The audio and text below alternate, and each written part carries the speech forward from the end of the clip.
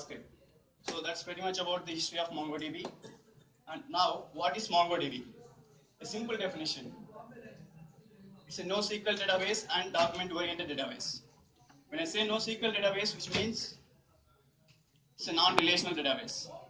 So whatever the data you store in MongoDB is a document. Document is nothing but the collection of keys and values. The values can be any data type. String, integer, arrays, etc. A document can have nested documents. And these documents in MongoDB will be in the form of JSON format. So hope you all know about what is JSON and all. So that's what is MongoDB. And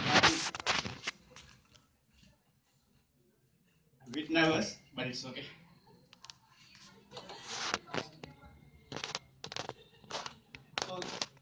So this Mongo word came from humongous, which means huge.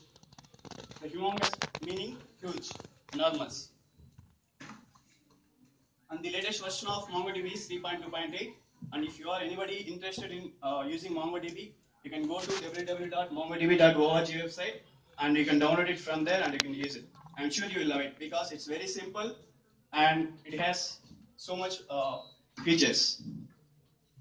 As I said, it's high performance, speed in terms of execution, and you feel flexible in writing MongoDB queries.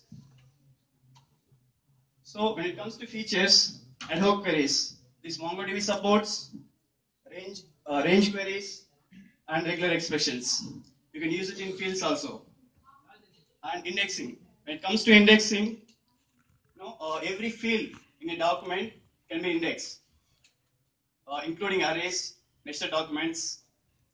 So this improves the performance of the operations when we perform our retrieval operations, when we insert the documents.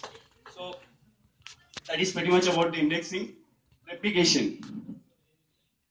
Replication means we can it's simple term backup. So we can have